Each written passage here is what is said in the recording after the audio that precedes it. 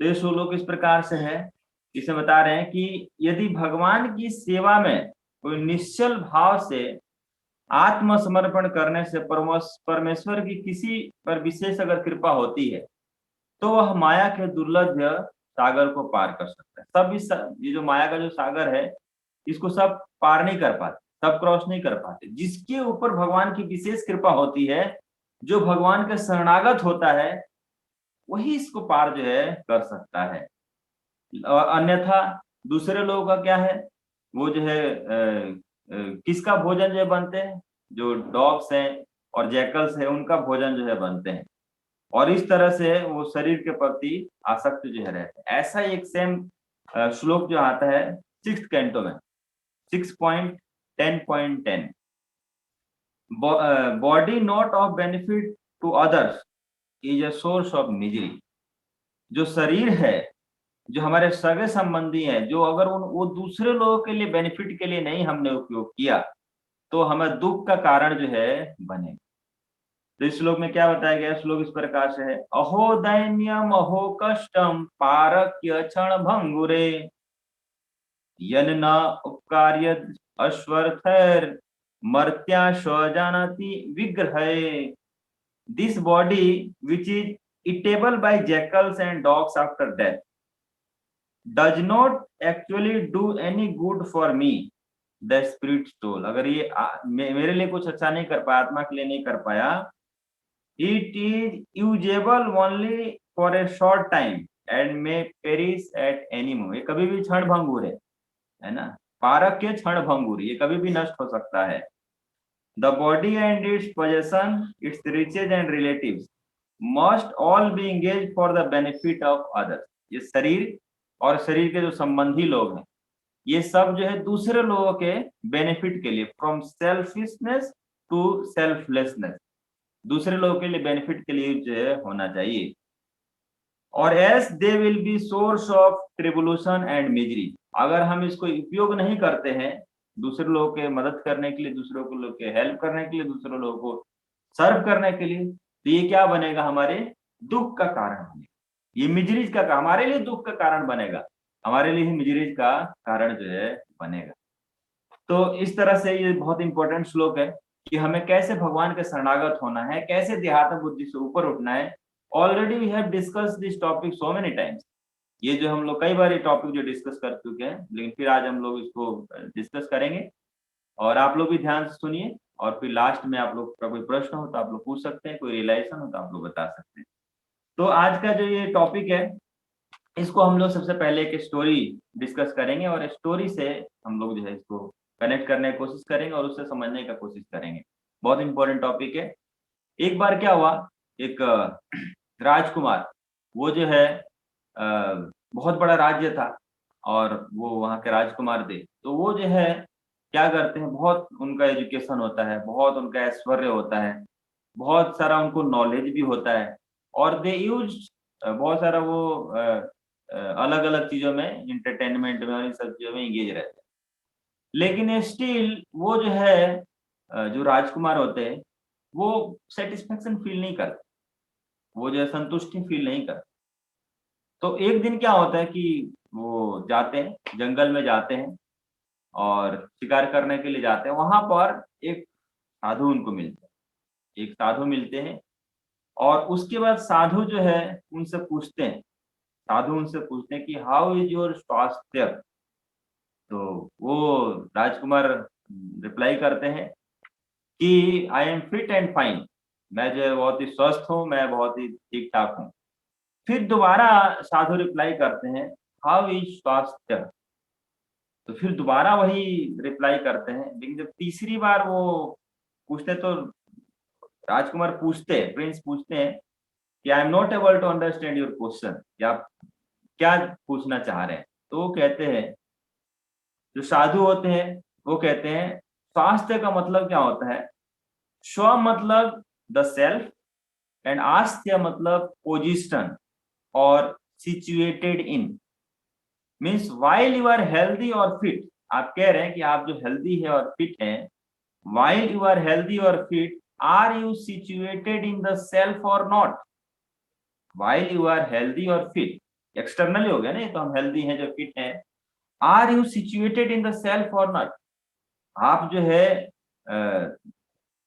आप आत्म साक्षात्कार में स्थित हैं या नहीं, या अपने आप को जान पा रहे हैं कि नहीं, आप इसमें सिचुएटेड हैं या नहीं है। तो इस तरह से देखिए कि जैसे हम लोग भगवत गीता पढ़ते हैं, शास्त्रों को पढ़ते हैं, तो जनरली जो है क्या होता है, भगवत गीता या शास्त्र जो ये भी क्या है, एक तरह से मिरर की तरह होते हैं। जब हम मिरर में अपने चेहरे को देखते हैं तो क्या हो जाते हैं, सेल्फ कॉन्शियस जो होते हैं, है ना, वो कितना स्मार्ट लग रहे हैं, कितने सुंदर लग रहे हैं, सेल्फ कॉन्शियस जो होते हैं। लेकिन ये जो शास्त्र है, स्क्रिप्चर है, वो क्या हम बनाते हैं, कॉन्शियस ऑफ द सेल्फ। हमें आत्म साक्षात्कार के बारे में ज्ञान जो देते हैं, कॉन्शियस ऑफ द सेल्फ, मतलब सेल्फ के बारे में, अपने आप के बारे में कॉन्शियस जो है बनाते हैं। तो इस तरह से प्रिंस जो है वहां पर जो राजकुमार है, वो जो बताते हैं, पूछते हैं उनके बारे में, तो वहां पर राजकुमार जो है वो फिर रिप्लाई करते हैं, यस, वास्तव में मेरा बहुत सारा जो है ऐश्वर्य है, बहुत धन है, बहुत सारा जो सुख प्रदान करने वाली वस्तुएं हैं, और लोग इस संसार में जो सुख की इच्छा रखते हैं या जो ड्रीम रखते हैं सुख का, वो सारा सुख मेरे पास है। Still my heart is not satisfied, लेकिन फिर भी मेरा जो हृदय है संतुष्ट नहीं है। My heart is still empty, my heart is still not satisfied. तो इस तरह से वो कहते हैं कि मैं अपने आप को बिजी रखता हूँ, मैं अपने आप को बिजी रखता हूँ, कभी म्यूजिक में, कभी हॉर्स राइडिंग में, अलग अलग एक्टिविटी में बिजी रखता हूँ, लेकिन स्टिल मेरा हृदय जो संतुष्ट नहीं। और वही हमारा भी हाल है, यही हम सब का हाल है कि हम सब इतने सारे कार्य जो है करते हैं, लेकिन फिर भी हमें संतुष्टि नहीं मिल पाती, वी आर नॉट सेटिस्फाइड। तो इस तरह से अब वहां पर ये जो है बताते हैं, जो स्टेज है वो बताते हैं कि वास्तव में आप अपने आप को बिजी रखते हो, आप इस अपने शरीर से, जो कि इस श्लोक में बताया गया है कि वास्तव में हम किस में स्थित रहते हैं, देहात्म बुद्धि में स्थित है। हम अपने आप को क्या समझते हैं, शरीर समझते हैं, वी आर दिस बॉडी, हम अपने आप को शरीर समझते हैं, और इस शरीर के थ्रू क्या हम आनंद की प्राप्ति करना चाहते हैं। तो इस स्टोरी से हम लोग ये भी आगे सीखेंगे कि वास्तव में हम कौन है, हु वी आर। तो उसके बाद फिर क्या होता है कि वो कहते हैं कि जो बॉडी है, this body is your greatest enemy, ये जो आपका शरीर है ये सबसे बड़ा शत्रु है। तो फिर उनको आश्चर्य होता है कि शरीर के थ्रू तो हम इतना सब कुछ जो है मिलता है, लेकिन ये शरीर हमारा शत्रु जो है कैसे है। तो कहते हैं कि जो शरीर जो है, इससे जो आपको हैप्पीनेस मिल रहा है, ये सेम बॉडी जो है does not allow for those pleasure for long time. जो आज इस शरीर से आप हैप्पीनेस जो ढूंढ रहे हैं, आनंद जो ढूंढ रहे हैं, ये बहुत लंबे समय तक आपको इस शरीर हैप्पीनेस जो है नहीं दे पाए। जब एक टाइम आएगा जब जो चीजें आपको हैप्पीनेस दे रही थी वो हैप्पीनेस प्रदान नहीं करेंगे। वही जो है इतना सारा खाने की सामग्री होगी, लेकिन आपको डायबिटीज हो जाएगा, शुगर हो जाएगा, तो आप उनको आनंद जो है नहीं ले पाएंगे। उसके बाद जो सेंस ग्रेटिफिकेशन में व्यक्ति जो है लगे रहते हैं, how long they will engage their body in the sense gratification, after after some time ये बॉडी उनको सपोर्ट जो है नहीं कर पाए, है ना। ये शरीर से चला भी नहीं जाएगा, शरीर से उठा भी नहीं जाएगा, जब बुढ़ापा आता है ना, कोई बीमारी हो जाती है, तो इस तरह से एक्टिवली शरीर जो है कार्य नहीं करता। तो इस प्रकार से ये जो बॉडी था, ये मीडियम था हैप्पीनेस का, प्लेजर का। This body will become barrier for enjoyment, ये जो बॉडी बाद में क्या बन जाएगा, बैरियर बन जाएगा आपको एंजॉयमेंट के लिए। तो इस तरह से ये शरीर से जो हमें सुख मिल रहा है बहुत लंबे समय तक नहीं मिल रहा है, लेकिन हम क्या चाहते हैं, हम जो है ऐसा हैप्पीनेस चाहते हैं, एंडलेस हैप्पीनेस चाहते हैं। और वास्तव में इस बॉडी से जो हैप्पीनेस मिलता भी है, इनिशियली प्लेजर होगा, but after some time it will become burden, वो हमें क्या लगने लगेगा, बर्डन जो है लगने। हम देखते हैं कई ऐसी चीजें होती है हमारे जीवन में जो कि इनिशियली हमें जो हैप्पीनेस प्रदान करती हैं, लेकिन बाद में वही क्या होती है, बर्डन लगने लगती है, हमारे लिए फ्रस्ट्रेशन जो है बन जाता है।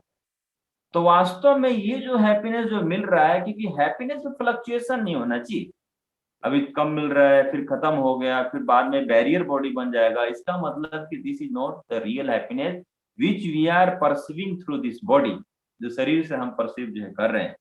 वी आर हमें कौन सा हैप्पीनेस चाहिए? ऐसा हैप्पीनेस चाहिए जो एंडलेस हैप्पीनेस, जो कभी खत्म ना हो, हम हमेशा आनंद की स्थिति में जो है रहें। तो इस तरह से वो किंग के बीच में और सेज के बीच में वार्तालाप चल रहा होता है। उसी से वहीं पे क्या देखते हैं, जो सेज है, एक देखते हैं बहुत बड़ा कोकोनट ट्री होता है, नारियल का पेड़ होता है। वो राजकुमार को बोलते हैं कि आप एक नारियल जो तोड़ के ले आओ। तो जाते हैं, पेड़ पे चढ़ते हैं और नारियल तोड़कर लेके आते हैं। तो वो कहते हैं कि ये क्या है? तो वो कहते हैं कि ये नारियल है, कोकोनट है। उसके बाद कहते हैं इसमें से आप जो पिल्स है ना, वो हटाइए। वो हटाते हैं, फिर वो पूछते हैं कि अब ये क्या है? तो कहते हैं अभी भी ये कोकोनट है। उसके बाद ऊपर से और उसको हटाने के लिए बोलते हैं, तो जो शेल है उसको भी हटाते हैं। उसके बाद वो पूछते हैं कि अब ये क्या है? तो वो कहते हैं अभी भी ये नारियल है, कोकोनट है। तो अब वो कहते हैं कि पहले जो इसके ऊपर जो हस्क था, उसको भी आपने क्या बोला? नारियल बोला, कोकोनट बोला। अब जो इसके ऊपर शेल रह गया, उसको भी आप क्या बोल रहे हो? कोकोनट बोल रहे हो। अब जो सॉफ्ट जो व्हाइट जो सॉफ्ट पार्ट है, उसको भी एडिबल पार्ट है, ईटेबल पार्ट है, उसको भी क्या बोल रहे हो? आप भी कोकोनट बोल रहे हो। तो इसमें से वास्तव में कोकोनट है कौन सा? नारियल कौन सा है? आप लोग बताइए, आप में से कोई बताना चाहेंगे वास्तव में नारियल कौन सा है? जो पूरा जो पार्ट है ना, हस्क है, सेल है और सॉफ्ट कोकोनट है, इसमें नारियल है कौन सा? आप में से कोई आंसर कर सकता है? तो मुझे उसके अंदर वाला पार्ट जो है जो हम खाते हैं। अच्छा, तो इसका और जो पूरा ऊपर वाला जो हस्क है और सेल है, फिर वो उसको नारियल नहीं बोलेंगे, वो क्या बोलेंगे फिर इसको? नहीं, इनिशियली तो नारियल का पार्ट रहता है, बट मेन नारियल वही होता है। ऊपर से छिलका वो सब हमें हटाना पड़ता है, तभी हम उसको उपयोग कर पाते हैं। तो अब यहाँ पर वो जो है सेज जो है उनको समझाते हैं, सेज जो है बताते हैं कि वास्तव में ये इसको हमारे बॉडी से कंपेयर कर। कैसे? वो जो हस्क है बाहर, उसको किससे कंपेयर करते हैं? हमारे बॉडी का जो स्किन है, जो हमारा त्वचा है, उससे कंपेयर करते हैं। और उसके बाद जो उसमें जो शेल है, उसको किससे कंपेयर करते हैं? माइंड, इंटेलिजेंस और ईगो से।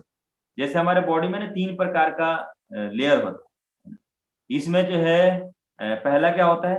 ये जो बॉडी होता है, बॉडी के अंदर दूसरा जो पार्ट होता है वो क्या होता है? Mind, intelligence, ego. पहला होता है स्थूल शरीर, दूसरा होता है सूक्ष्म शरीर। और सूक्ष्म शरीर में क्या होता है? स्थूल शरीर में हमारे शरीर आता है जो पंचभूत तत्वों से मिलकर बना होता है। उसके अंदर क्या आता है? सूक्ष्म शरीर, जो क्या होता है? मन, बुद्धि और अहंकार। और उसके अंदर क्या होता है? तो थर्ड वाला पार्ट होता है, वो होता है सोल, जो यहाँ पर बता रहे हैं, जो कि जो हस्क है, सेल है और सॉफ्ट जो पार्ट है वो क्या है? सोल है। तो इस तरह से जो बॉडी है, बॉडी और माइंड, ये हमें ऐसा लगता है कि यही सब कुछ है, लेकिन वास्तव में ये रियल नहीं है, ये वास्तविक जो है नहीं है।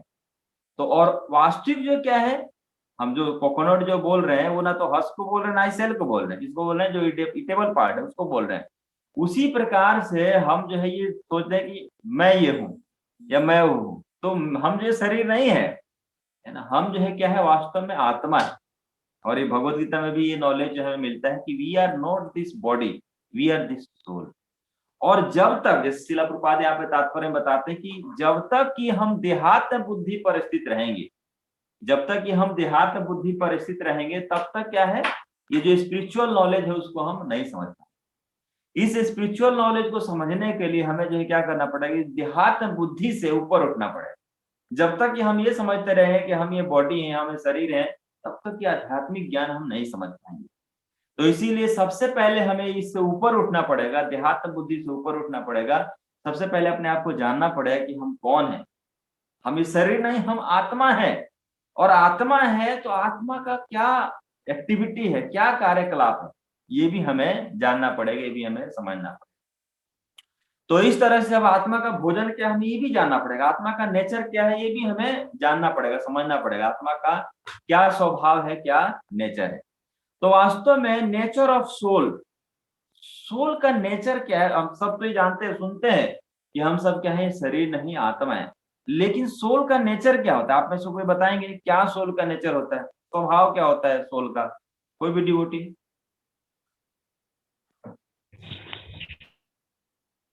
हरे कृष्णा प्रभु जी। हरे कृष्ण। सोल का प्रभु जी नेचर होता है सेवा करना। आत्मा का स्वभाव होता है सेवा। आत्मा का स्वभाव होता है सेवा करना। अच्छा बताया आपने प्रभु जी। तो सोल का स्वभाव क्या है? सेवा करना, service. It is the service that is this intrinsic nature of the soul. ये सोल का ना इंट्रिंसिक नेचर है सर्विस करना। आइदर जो हम अपने शरीर का सेवा करें, हमारा जो योजना है उसकी सेवा करें, हमारे परिवार गण है उसका सेवा करें, कुटुंब भरने नवा, कुटुंबों का जो हमारे रिलेटिव्स हैं उनका जो है सेवा करें, धर्म की सेवा करें। तो इस तरह से सोल का जो असली कार्य है वो क्या है? सेवा करना। To offer service is the essential function of the soul. सेवा करना ये सोल का असली जो है धर्म। और यहाँ पर अब उसके बाद जब ये सुनते हैं वो राजकुमार, तो वो पूछते हैं राजा और उनसे सेज से पूछते हैं कि मैं अपने पेरेंट्स की सेवा कर रहा हूँ, मेरे फादर जो है वो नेशन की सेवा कर रहे हैं, हमारे जो हॉर्सेज है ये भी कुछ सेवा जो कर रहे हैं, है ना, जो डॉग्स है, जो कैट्स है, ये भी कुछ किसी ना किसी की सेवा जो है कर रहे हैं।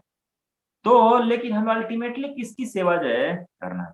तो उसके बाद आगे जो सेज बताते हैं कि वास्तव में हम क्या है? भगवान के अंश हैं और हमें किसकी सेवा करनी है? भगवान की सेवा करनी। जब हम भगवान की सेवा करेंगे तब हमें रियल हैप्पीनेस जो है मिल पाएगा। जब हम भगवान की सेवा करेंगे तब हमें रियल हैप्पीनेस जो है मिल पाएगा। और जितना और इस तरह से जब क्या होंगे, हम अपने आप को चेंज करेंगे। किधर चेंज करेंगे ये चर्चा करेंगे। तो इसमें जो है भगवत गीता में एक बहुत इंपॉर्टेंट श्लोक आता है जिसमें बताते हैं कि जब तक कोई व्यक्ति जो है वो अपने आप को सेटिस्फाई करने की कोशिश जो करता रहेगा, जब तक कि कोई व्यक्ति जो अपने आप को सेटिस्फाई करने की कोशिश रहेगा तब तक वो व्यक्ति संतुष्ट नहीं होगा। बताते हैं द की ऑफ हैप्पीनेस, बहुत इंपॉर्टेंट पॉइंट है, the key of happiness is to move from selfishness to selflessness. The key of happiness is to move from selfishness to selflessness through loving service. लेकिन अब जो है क्या हो गई, जो सेवा का जो भाव है, मतलब स्व से लेकर और दूसरों का जो हम सर्विस जो करते हैं, तो वास्तव में हैप्पीनेस जो मिलता है। और इस तरह से ये जो सर्विसेज है इसेंशियल है ना, हमें हैप्पीनेस जो प्रदान करने के लिए। और जैसे जैसे हम सेवा करेंगे वैसे वैसे क्या होगा? डीपर रियलाइजेशन होगा। वैसे ही से क्या होगा? डीपर सेंस ऑफ फुलफिलमेंट जो है हमें महसूस होगा। तो इस तरह से और उसके बाद फिर क्या होगा? जो रियल हैप्पीनेस है वो महसूस जो है हो पाएगा। तो जो रियल हैप्पीनेस हमें कैसे महसूस होता है? Only by the serving the spiritual source of everything and everyone. वो भगवान जो हर चीज का स्रोत है, जब हम उनकी सेवा करेंगे तो वास्तव में हमें रियल हैप्पीनेस जो है मिल पाएगा। वास्तविक रूप से हम आनंद जो है प्राप्त कर पाएंगे। भगवत गीता में एक श्लोक आता है 5.22, एहि संस्पृशेजा भोगा दुःखायो न एवते अदि अंतवन्तः कौन्तेय नातेषु रमेन्त बुद्धा। ये जो है इसमें बता रहे हैं कि इस श्लोक में पॉइंट आउट कर रहे हैं कि जो हैप्पीनेस जो हम एक्सपीरियंस करते हैं, वो जो सेंसेस के लेवल पर हैप्पीनेस एक्सपीरियंस करते हैं, वो दैट लीड्स टू मिजरी, वो जो हमें दुख का कारण जो है बनेगा। वो जो है शॉर्ट टाइम हैप्पीनेस होता है। और वास्तव में वो जो है वास्तव में जो हमारी नीड है और उसके बीच में जो हैप्पीनेस जो मिल रहा है, दोनों के बीच में गैप जो है रहता है। वास्तव में हमें जो हैप्पीनेस जो मिलता है जो सेंसेस के लेवल पे, वो क्या हमें कर सकता है? डिससेटिस्फेक्शन करेगा और फ्रस्ट्रेशन जो आएगा कुछ समय बाद। तो इस तरह से क्या होता है, जो सेंसुअल जो हैप्पीनेस होता है, on the basis of sense, on the basis of intelligence and on the basis of soul. तो जो सेंसेस के लेवल पे हैप्पीनेस होता है, जो इंटेलिजेंस के लेवल पे हैप्पीनेस, जो सेंसेस के लेवल पे हैप्पीनेस होता है बहुत ही लोअर होता है। उससे हायर हैप्पीनेस कौन सा होता है? तो happiness on the level of intelligence. जैसे आप देखेंगे ना कि कई जो साइंटिस्ट हैं वो अपना बहुत इंटेलिजेंस का यूज करते हैं, कई बार वो खाना भी भूल जाते हैं, है ना, और उसी में क्या उनको सेटिस्फेक्शन जो मिलता है, आनंद जो मिलता है। लेकिन जो senses of on the senses के लेवल पे हैप्पीनेस है, इंटेलिजेंस के लेवल पे हैप्पीनेस है, उनका कुछ शुरुआत है और फिर उसके बाद क्या है? एंड है। ये जो है लेकिन और जो हैप्पीनेस है वो हमें कौन सा हैप्पीनेस चाहिए? परमानेंट हैप्पीनेस चाहिए, जो कि हमें पूरी तरह से संतुष्ट कर सकता है। And the permanent happiness is beyond this senses, ये जो सेंसेस से परे है, और वो जो है कैसे, जो आत्मा के लेवल पर हैप्पीनेस। तो इस तरह से हमें आत्मा के लेवल पर हैप्पीनेस जो है कैसे मिल सकता है? How we can get the happiness on the level of soul? जब हम क्या करेंगे, हम सबसे पहले अपने आप को जानेंगे, अपने आप को जानेंगे कि हम जो कौन है, भगवान के साथ हमारा क्या संबंध है, और हम क्या करेंगे, ये देहात्म बुद्धि से ऊपर उठेंगे। जो भगवान के भक्त होते हैं, है ना, वो जो है भगवान के जो महिमा है उससे परिचित रहते हैं, और वो समझते हैं कि भगवान के क्या कार्यकलाप हैं, भगवान का क्या स्वभाव है, वो ये जानते हैं। जो भौतिक चीजों से आसक्त रहते हैं वो भगवान के कार्यकलापों को नहीं जानते, भगवान के जो कार्यकलाप है उसको नहीं जानते, वो सेंस ग्रेटिफिकेशन में जो है लगे रहते हैं। इसीलिए ये जो शास्त्रों का ये निर्देश बताया गया है कि हमें जो है तत्व के बारे में जिज्ञासा करना चाहिए। जैसे यहाँ पर वो राजकुमार जिज्ञासा कर रहे हैं और शेष जो है रिप्लाई कर रहे हैं।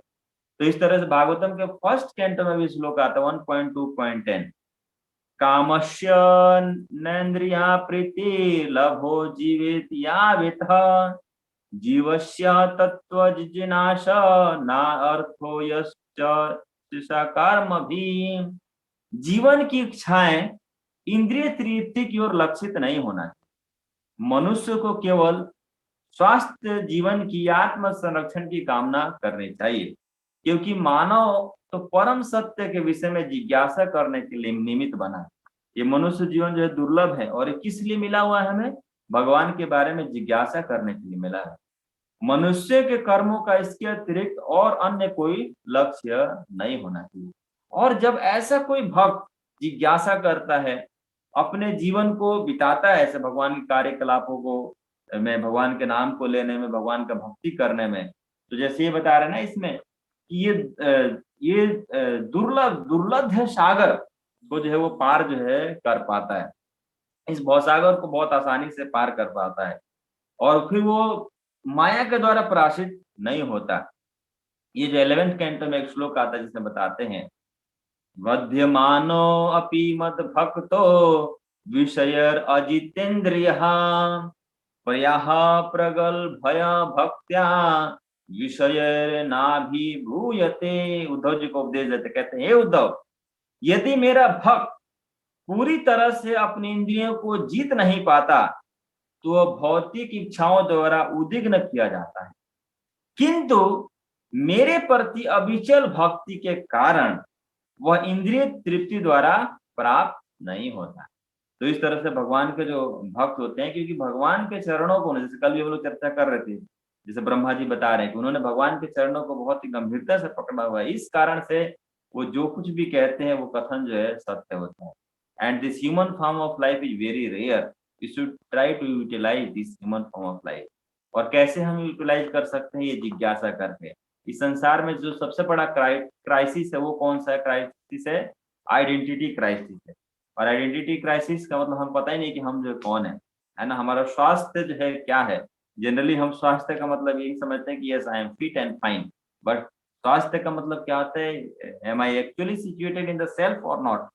हम वास्तव में सेल्फ में सिचुएटेड हैं या नहीं? तो इस तरह से हमें जिज्ञासा करना चाहिए। और ये जो कोकोनट स्टोरी है जो कि हम लोगों ने डिस्कस किया, इससे पता चलता है कि वास्तव में कोकोनट जो है क्या है ना, और वास्तव में इससे कैसे हमारा बॉडी क्या है, माइंड क्या है, इंटेलिजेंस क्या है, और हम जो है कौन है। तो वास्तव में जनरली हम जो शास्त्रों में जो वर्णन आता है कि हम जो है कि आत्मा है, और आत्मा का जो इनहेरेंट नेचर है वो है सर्विस करना। बिना सेवा किए नहीं रह सकते, लेकिन हमें चूज करना है कि हमें किसकी सेवा करना है। अगर हम भौतिक लोगों की सेवा करेंगे तो फिर इस भौतिक धरातल में जो है रहेंगे, लेकिन अगर भगवान की सेवा करेंगे we can become free from this cycle of birth and death. तो बर्थ और डेथ का जो साइकिल चल रहा है इससे हम फ्री जो है हो सकते हैं।